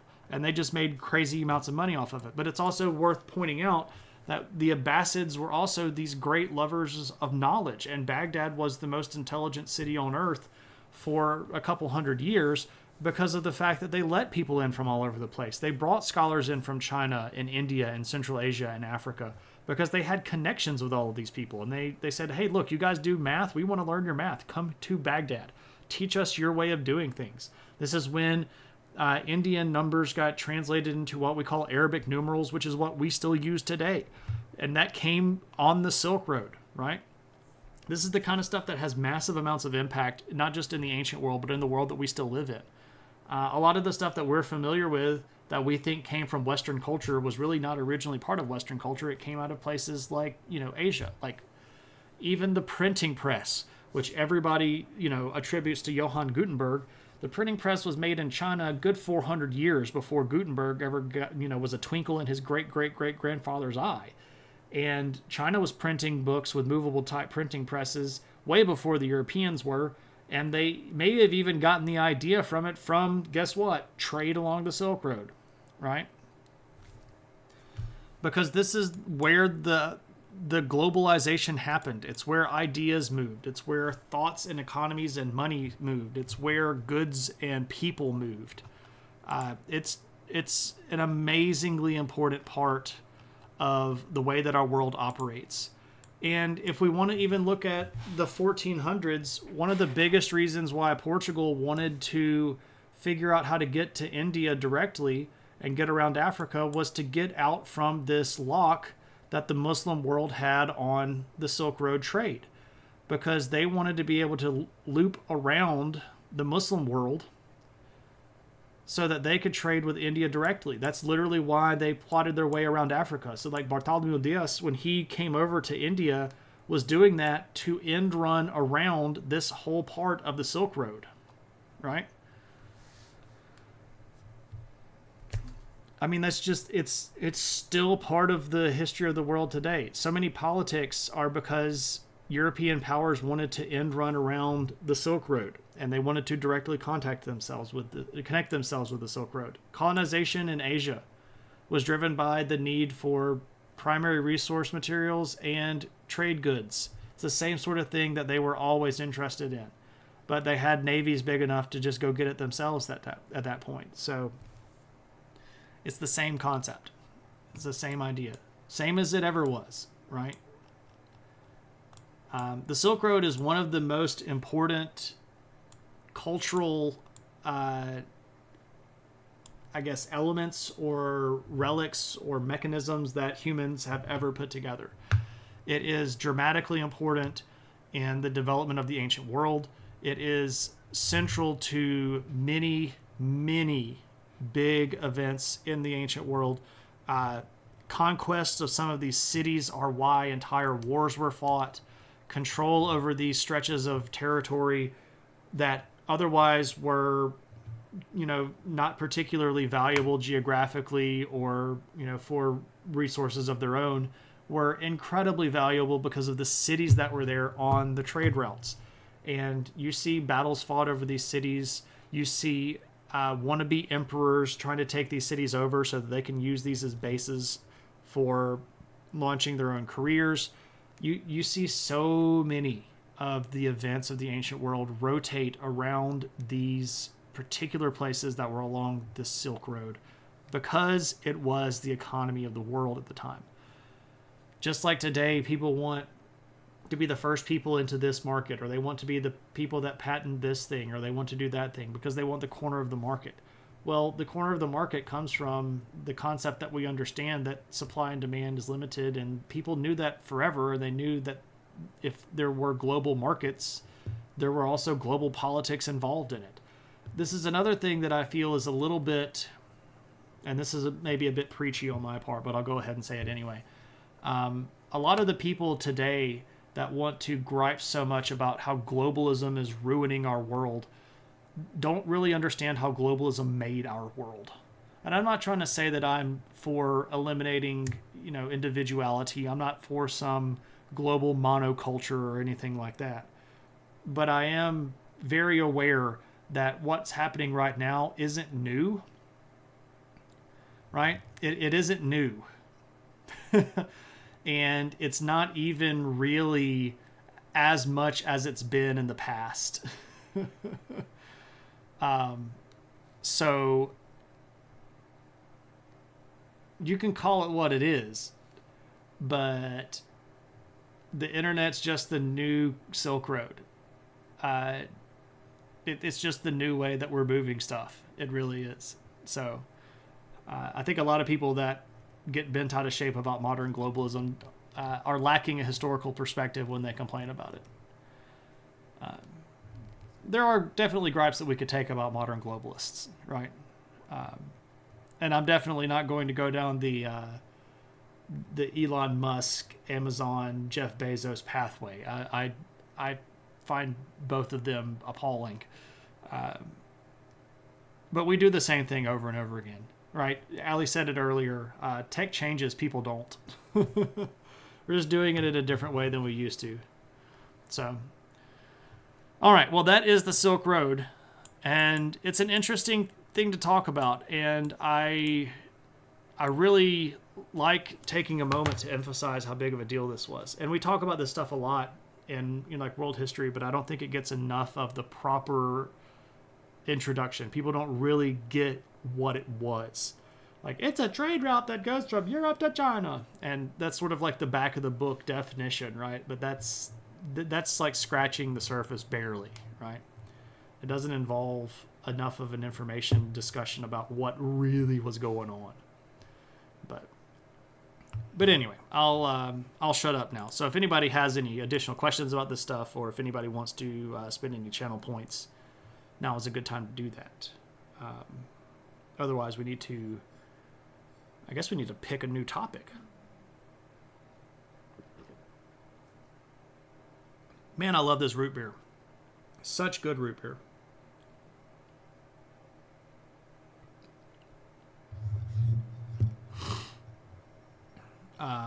Have there been trade routes of a similar scale in the Americas or in Africa? So Africa was hooked into it, Cliff. The big trade routes that ran from the eastern part of Africa and across the Sahara were linked into existing trade routes that ran across the northern part of Africa and that ran into Arabia that were a larger part of it. So Africa has always been involved. The Americas never really made anything that big to that scale. The biggest thing that we could really point at if we're talking about the Americas is by the time we get to like the 800s or the 900s, we start seeing trade coming from Central America right here up into the southwest part of the Americas. So this is like the people that were the remnant of the Maya, some of the places like I don't know, the Toltec. You start seeing some of their stuff that's coming up here into the southwest, and it's pretty evident that this region is going to be where corn agriculture spreads into the central part of the Americas and gets over here into the eastern part of the woodlands. It's probably going to come up from the Yucatan region and Central America up this way. There were some pretty big trade routes by the time we get to around 1000-ish in America. There's going to be a big group called the Mississippian culture that has a lot of trade that goes down the big rivers in America. It's like the Ohio River, which goes all the way over here to like Pennsylvania, like the Red River and the Snake River, which run out here into the western states. Of course, the Tennessee River, Ohio River, Mississippi River. That's going to be a really big trade network. It goes all the way up to the Great Lakes and connects the Gulf Coast. And I'm not trying to say that, I'm not trying to diminish that in any way, because that's a big old trade network. But if we're just looking at the number of people that are involved and the number of cities that are along it and the amount of real value of the items moving through there, it's a fraction of what the Silk Road was. The Americas were just, at that point, not as populated.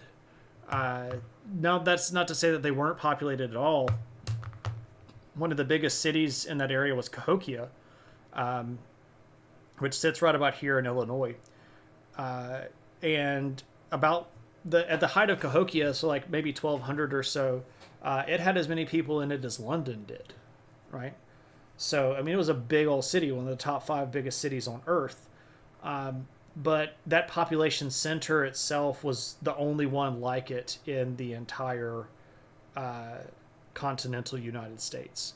So it wasn't very common to have these big cities like that. And it was really sort of the only one of its kind, even in the Mississippian culture. So you don't see...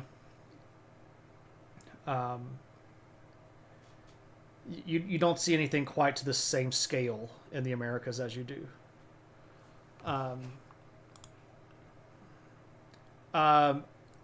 Some of the opinion about the Silk Road. I don't know what I'm supposed to say that I haven't said already, because my opinions are pretty much based on the fact. Oh, you're trolling me. So you want my real opinion on it.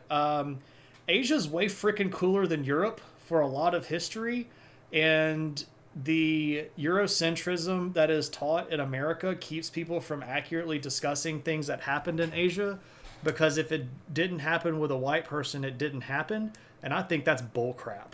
I think the fact that we don't learn about things like the Indian Trade Center around the Indian Ocean being the center of the global economy for hundreds of years, the reason we don't hear about Southeast Asia being a thriving trade community for hundreds of years, the reason that we don't hear about China being involved in this stuff and India being involved in this stuff and Tibet being a country other than something that China conquered in the 1900s, The reason we don't hear about a lot of that stuff is because of ethnocentrism and Eurocentrism. And just to be clear, ain't nobody talking about Central Asia. And I think that's garbage all the way around. Central Asia is one of the most fascinating parts of the entire globe. And I will talk about it every time I get a chance to, because those big cities like Samarkand and Merv, those are friggin' amazingly cool cultures that have beautiful artwork, incredibly gifted writers, very skilled politicians, amazing amounts of architecture that are unique to their world. And for real, the Silk Road is way cooler than just Marco Polo, a white dude, went to China and hung out with Kublai Khan. And that's what most people get because, again, we're so stuck up our own cultural butts that we don't see that we weren't the center of the world. And it bugs the crap out of me. And I'm glad that I get to teach students that it's not the case. And I sort of enjoy blowing their bubbles up. Not because I want them to feel uncomfortable, but because I want them to realize how us-centric we are. So that's my opinion about the Silk Road. I hope that was everything you dreamed it would be. And I'll totally take the troll. One of my skills is taking the troll and running with it and getting a teachable moment out of it. So, what's in the news? All right, Jamar, do you want me to talk about something specific, like explain this, or do you just want me to pick something? And we have a standard question book redeem. The world is big. It's real, real big. Aside from religion, the effect on populations have to have stories / local legends to become global and tangible. Had to be a next level. Yeah. Absolutely. You wish it was more common thing to do, like living with other families. Yeah. So getting out of your own perspective, right? Seeing the world, traveling, understanding how other people do things. All right. So you want to talk about Guatemala? All right. So the situation in Guatemala is kind of rough right now. So I don't know if you all have been following this. I think earlier today, the government actually got called in, or the government called in the either the military or the police, but it's not really that different in Central America. The police are basically like politicized. Okay, so here's how all of this started in Guatemala. First, let me get to Guatemala for those of you that might need a bit of a refresher. All right, so we're going to put it on the labels, and we're going to go to Guatemala. All right, so this is Guatemala. Central American country, democratic country. So here's how it's going. All right. They had some elections, and at the point of the elections, there was a president elected whose name is Bernardo Arevalo. Is that correct? Arevalo? Yeah, I'm pretty sure that's correct.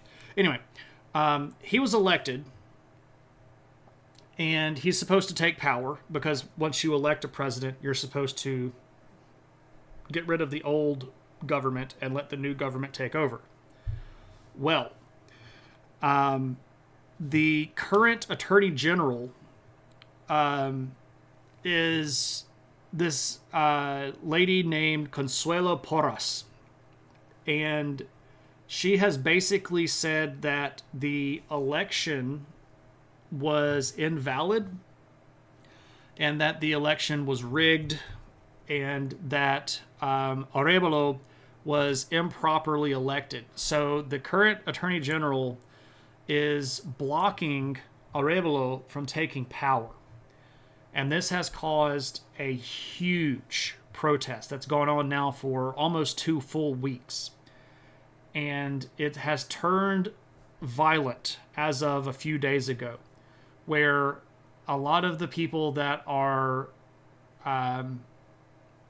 supporting Arevalo to take over have started like blocking big highways and blocking roads through the middle of cities.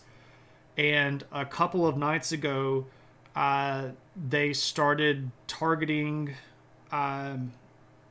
businesses for people that were supporting Porras and the existing government and government buildings. So there were quite a few places that were vandalized. People like throwing firebombs and stuff like that. People breaking glass, turning over cars and stuff like that. But what this really is, if we're being for real, this is a constitutional crisis in Guatemala right now because I've got that darn thing. Go away. Sorry. The problem with all of this is that the existing government was fairly convinced that they were going to win. And not only did they lose, they won. Or not only did they lose, they lost badly. And it shocked everybody at how badly they lost. And it exposed a lot of the corruption that the current government had. And a lot of the people that were in the current government are now very, very afraid that if they allow Arevalo to take over, the new political regime that gets put in place is going to investigate the corruption from the previous administration and put a lot of those people in jail. And prior to the election, or maybe the day of the election, like the existing government even like tried to dismantle or disallow Arevalo's entire political party from existing. It's a big mess. Now, technically speaking, Arevalo is not supposed to take over until January. It's a similar situation here where, we vote in November and then you take over in the beginning of the next year. But it appears that the existing government is trying to do literally everything that it can to keep him from taking over, right? So they've tried to outlaw his political party. They've tried to say that he was an invalid candidate. One of the things that they did was they tried to say that he didn't properly register to run. So because he didn't fill out the paperwork the right way, he couldn't actually be elected. They basically have tried everything that they can to delegitimize the last election because they know that if/when they give over power, they're going to be in a bad spot. I don't know how that's going to end. Unfortunately, one of the potential angles that I see is the current government just saying the last government elections were invalid and we're just not going to have any more until the peace is restored, and them bringing out the military, which is unfortunately a common thing that happens in a lot of countries that are on this sort of level of unstable democracy. I don't know if that's for sure going to happen, but if it happened tomorrow, it wouldn't surprise me. It's tough in Guatemala right now, which really sucks because Guatemala is a beautiful country with a lot of really, really cool people, and I'd love to get down there because they have so much cool history that I'd love to go see. Just not right now, right? Okay, so Bits and Byte has asked for the standard question book. Ba-ba-da-bum. Standard question book and home study outlines. All right, really old book, full of questions. I don't actually have the corresponding book with the answers, so we're just going to pick this one, and we're going to say When was the movement known as Romanticism prominent? Compare this with the Renaissance. Okay. Okay. So Romanticism is like a particular literary movement that was kind of a big deal in Italy. Romanticism, that was the Hudson River Valley. Yeah, so this is Romanticism is a little bit different than the Romantic period. So if we're talking about like, well, here, let me go. Well,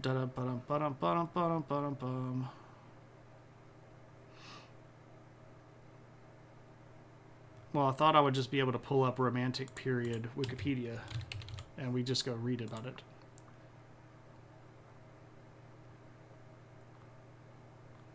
Well, I guess there's got to be a Wikipedia page about the Romantic period.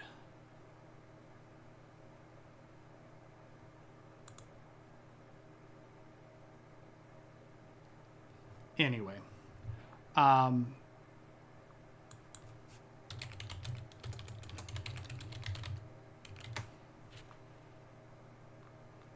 where is the Wikipedia page on this? Do they just not have a Wikipedia page?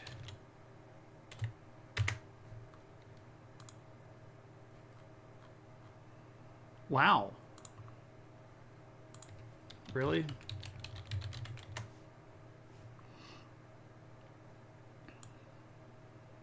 Oh, they do. They just don't like to link it. Yeah. Yeah, this guy. Romanticism. Ba-ba-da-ba-dum-bum.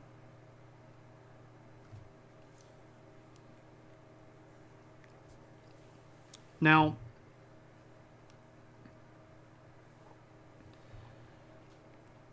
lots of stuff going on here. Right. This is what you all were referring to. Romanticism, blah, blah, blah, blah, blah, blah. Now, specifically, we're talking about... I wonder if this is going to talk about it. No, it's just literally a list. One of the things about this that's different than...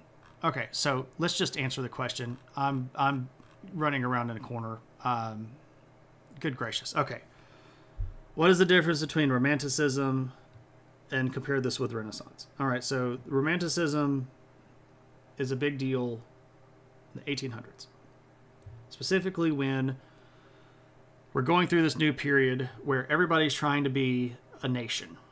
Romanticism goes hand in hand with nationalism, and a lot of the big romantic painters and writers and musicians were doing so with an intent of creating a perhaps sanitized, perhaps glorified version of their individual identity as a nation. There's going to be a lot of interest here in making your own style that is going to be identifiable with your particular region of the world. So this is when you're going to see like Wagner and his operas. They're going to be very German because this was like, we're trying to be German. You go paint the Hudson River in America because that's where you can be free to be an American. Look at these cool paintings of American scenery. This is different than the Renaissance, obviously, because the Renaissance was much more about like humanism, where we're trying to make all of humanity better. It wasn't necessarily driven by a nationalist bent. There was competition in the Renaissance among nations. You know, Italy and France, of course, were definitely trying to outdo each other when it came to art. But the French pretty clearly missed the boat on the early Renaissance and had to bring in Italian artists to France in order to kind of catch up. The same thing is true of the English. A lot of the stuff that they kick off in the English Renaissance came from the French. So there is nationalist competition going on there, but it's not quite the same as identity, this sort of national bent that is in Romanticism. The reason I thought they might be talking about the Romantic period specifically is because that question was in a section about Italian literature. So the Romantic period of Italian literature is before that, and I don't know why they had that question phrased that way, but this is part of the problem of not having the actual book that goes along with this that has all of the answers in them. So there's that. Okay.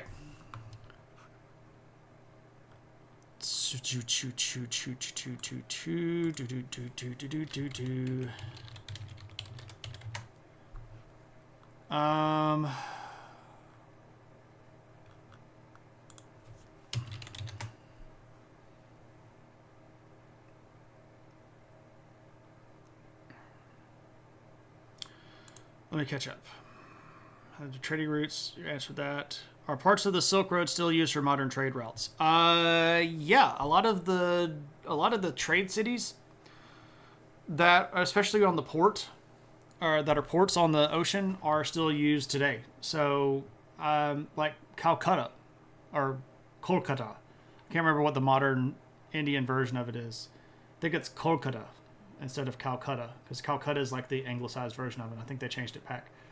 But that was a city that was sort of tied into a lot of the trade in India.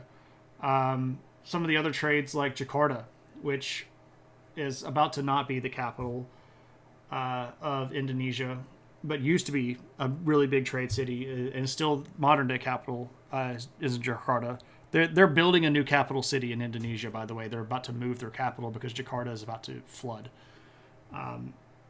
Is what I'm sort of hinting around at. But yeah, a lot of the cities that are, especially coastal cities, are still involved. Some of the land cities are still there. Baghdad, of course, still capital of Iraq. Samarkand is still a city in Uzbekistan. Merv is still a city. A lot of the places in the northern part of Iran that tied in are still cities. There's still probably dozens, I would say, of cities that were on the Silk Road that are still inhabited today and still potentially like big trade cities, like Mogadishu, Dar es Salaam. These are both big cities that are in Africa that are like Mogadishu is the capital of Somalia today. So, there's still quite a few of those big cities that are still hanging around. The states needed to grow, no way to trade at the same level as cities that are already established. Right. World is big, aside from religion. I think I read that. It was more common. I wish it was more of a common thing. Like, yeah, I got that. Repercussions of actions. I know, crazy, you're right. 10 links now from Google. Make humans the main focus. Yeah. Jakarta is so crazy, for sure. There are dozens of us. Dozens. How long did Romanticism last? What came after the Industrial Revolution? A lot of that happened at the same time on top of each other. So the Industrial Revolution happened in like multiple different parts. There's the earlier part of the Industrial Revolution that happened around agriculture. That's like in the 1700s, right? This is when like they figured out how to automate a lot of farm work using mechanisms. This is when they started introducing things like spinning jennies that would make thread. The earliest versions of auto looms that were run by water power, late 1700s, early 1800s. Like the big like industrial revolution where everything is like built in a factory, and that stuff happens about the same time as a lot of this Romanticism. And in certain ways, the Romanticism concept was a response to the ugliness and the dirtiness of a lot of these big industrial cities, because you want to paint something that's beautiful and soft and delicate, and you want to show that you're working towards something. So like the sweat of your brow isn't just to make that rich person happy, it's to build a stronger country that you live in. So we're going to show you this really cool mural that we have that shows how cool Slavic people are. And when you go work in the factory, remember that you're doing this to help out your Slavic brethren, right? That kind of stuff. It happens overlapping a lot of that. Moose, do you have something specific that you want to talk about, or do you just want me to talk about what's in the news?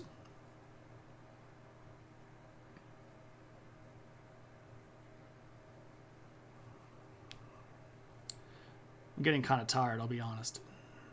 I'm not used to talking. I've been out of talking for like 5 days. Did you miss the Israel stuff? We haven't talked about it. Take your pick. I mean, I guess we could talk about Israel. I'm not going to talk about Israel for 45 minutes, though, so I'll go ahead and give that preface. Israel's a big mess right now. And a couple of days ago, the people that run the Gaza Strip, there's a group called Hamas, attacked into southern Israel. They broke down the border fences and raided into several Israeli villages and kibbutzim and small cities. They killed some people and took a whole bunch of people hostage. Israel responded with overwhelming force and has set up a military cordon that goes almost all the way around the Gaza Strip, and they've cut off electricity and power. That's the same thing, electricity and water to the Gaza Strip. Also up north, there was a brief incursion on land by some militants that were aligned with Hezbollah, and Israel has fired missiles at those individuals and driven them out as well. There have been missile strikes against several of the larger cities in Israel. Most of them have been either off course and fell in uninhabited areas, or have been shot down by the missile defense system that Israel refers to as the Iron Dome. But in the span of about 3 days, there's been about 1,000 people that have been killed or so. I'll be honest and say that I haven't looked at numbers this afternoon, so it might be higher than that. Lots of other people wounded, of course. The government of Israel has declared war against Hamas, and there's been a lot of angry talk on both sides. It's over 1,000 now. Okay. It's a big mess. And the situation in Israel is very complicated. It is not as easy as one side is wrong and one side is right. And I know that just by me saying that, I've made some people very angry.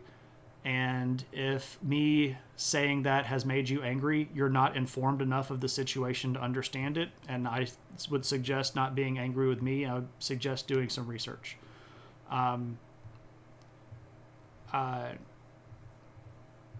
It's a pretty horrible situation all the way around. And the political groups of people over there have been horrible to each other for almost 100 years now. And unfortunately, what ends up happening in most of these situations is that the people that are running the prospective governments will get in an argument with each other, and then innocent people who just want to live their lives are going to die.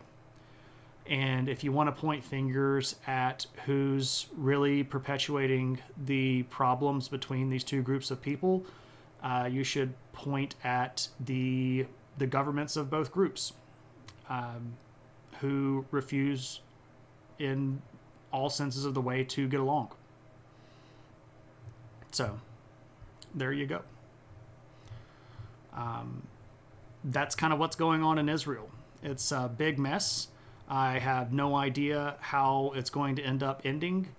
I suspect that it will be more violent before it's over, and I suspect that the outcome is going to be one that is going to disproportionately affect the Palestinians, which is the way that it goes most of the time.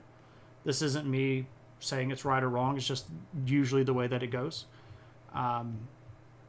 and neither side's going to want to talk about it, and neither side's really going to want to come to a solution, because both sides are very stubborn and believe that they're in the right, and in certain ways they are, and in certain ways they aren't. So that's what's going on.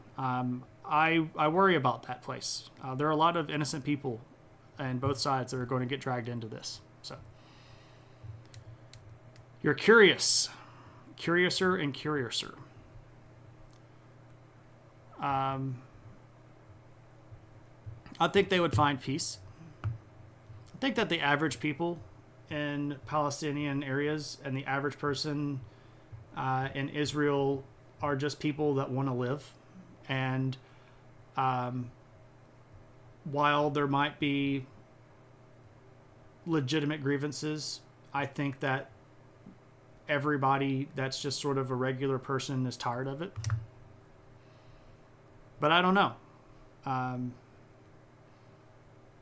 I know that you can't hold every single person in an area accountable for what the leaders of their government do, especially in democracies. And ostensibly, the Palestinian-controlled areas are democracies, as is Israel, ostensibly speaking. So I would suspect that there are plenty of people in both of those areas that don't agree with how their governments are handling the situation, but they're not in a position of power to do anything about it. Or maybe they are, and they get shut up. I don't know. So it's a tough thing to talk about, but it's the reality of the world that we live in, right? I've noticed that when talking with friends, there are so many people that focus on the government, and all I can think about are the people. Yeah, and see, that's the same sort of thing that I'm in, right? There are people that are that were hanging out at a festival.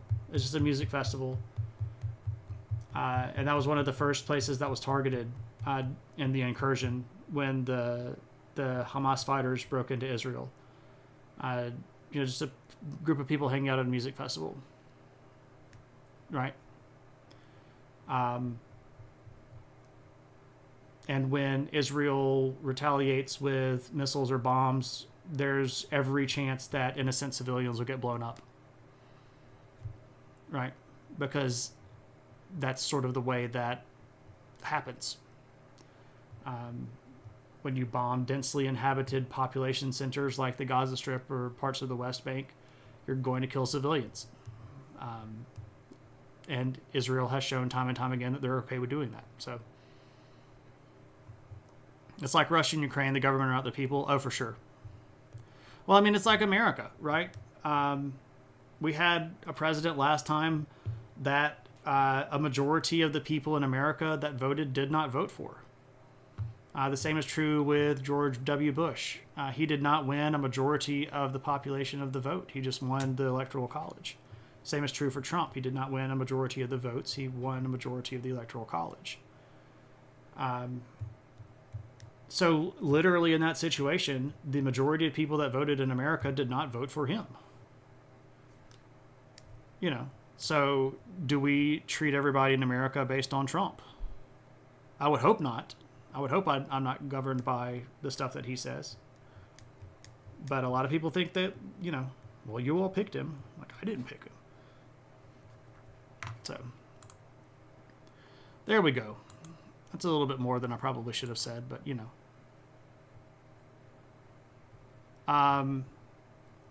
can save that, man, because honestly, I don't actually know what Project 2025 even is. I have no recollection or no knowledge of what that is. Maybe I should look it up before.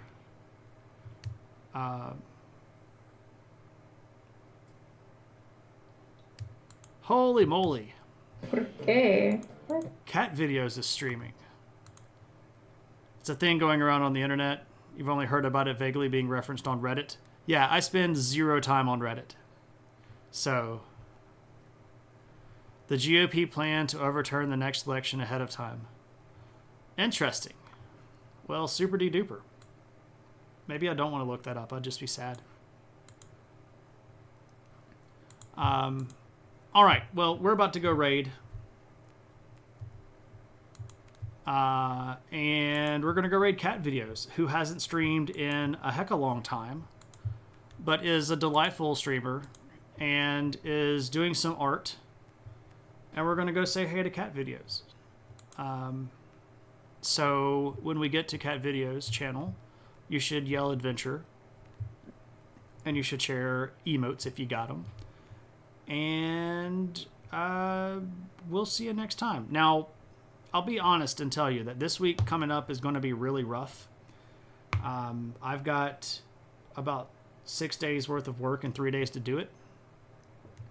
And I suspect, I'm not certain, but I suspect I'm not going to stream on Thursday because I just don't think that I'm going to have time to put anything together.